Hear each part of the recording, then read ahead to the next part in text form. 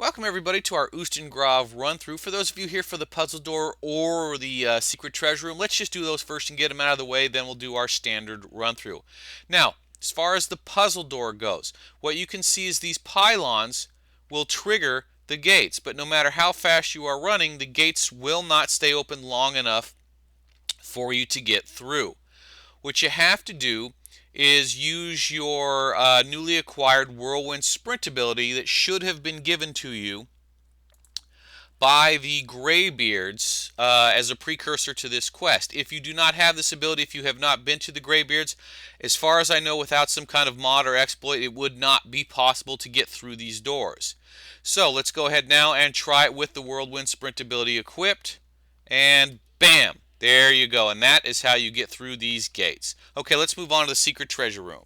This is the second part. This is going to be the secret treasure room in the depths. When you walk into the giant cave, what you're going to want to do is take the first left ledge.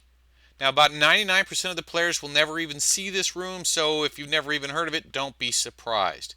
You then can hop, make the first two jumps. Going to turn around here to give us some perspective as far as where we came from. Now, this third jump does require the use of your whirlwind sprint. Bam. Okay, and finally, now this fourth jump actually can, if you time it out right, you do not need to use the whirlwind sprint. However, as I've had very little luck with this and the cooldown on this particular shout is kind of small, I usually just go ahead and wait the cooldown out. And here we go. Let's go get our treasure. Not only is there a treasure chest, but if you take a look at this body and pull it away, there you see a soul gem as well. All of the items in the treasure chest and the soul gem will scale depending on level. I'm level 9 right now, thus low level items. Alright, and now let's go ahead and get back to the last secret area. Let's go ahead and get to our full dungeon run through.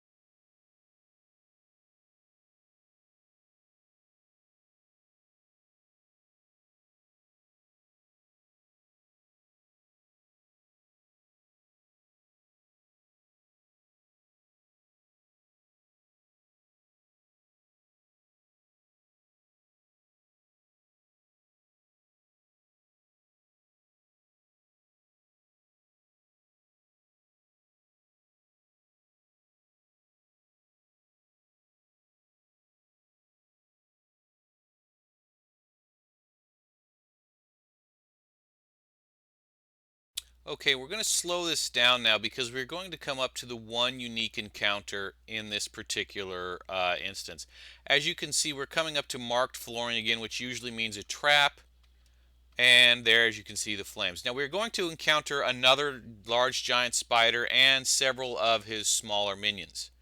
The key here is that depending on what level you get to this area at and at what level of difficulty, there's no realistic way that you would be able to straight up beat this large crawler that I'm about to fight. So for most players, they're going to have to use tactics to beat this spider. First things first, we're going to have to draw out its little minions.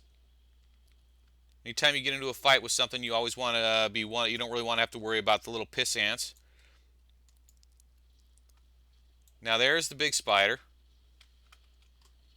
Now what I'm going to do is I'm going to continue to drag this spider across these flaming floors and basically let it chew itself up on the dungeon's own traps. Now, as the spider is very large, it often has problems with some of the terrain. And as you notice on my mini-map, I still have a couple of small spiders that have to be dealt with. However, okay, and there they are.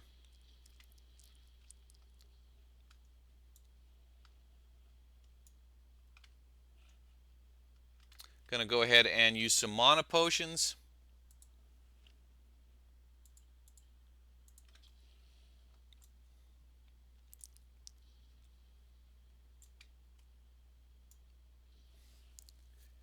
Now, a crawler is not a typical spider in Skyrim. This is a little bit of a higher level. Now, of course, I've got to use the terrain here. Again, if he gets melee assaults at me, he should be able to drop me pretty quick. Yeah, as you can see, just one of his shots took over a quarter of my health. God bless Whirlwind Sprint right there.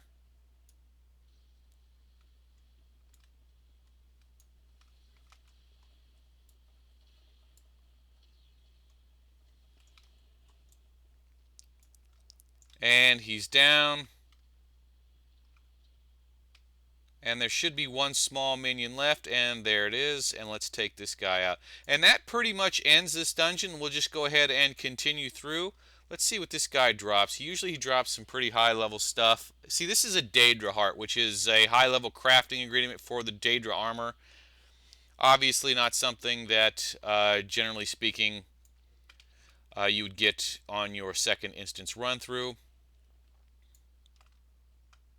And we now enter the chamber of Jorgen Windcaller.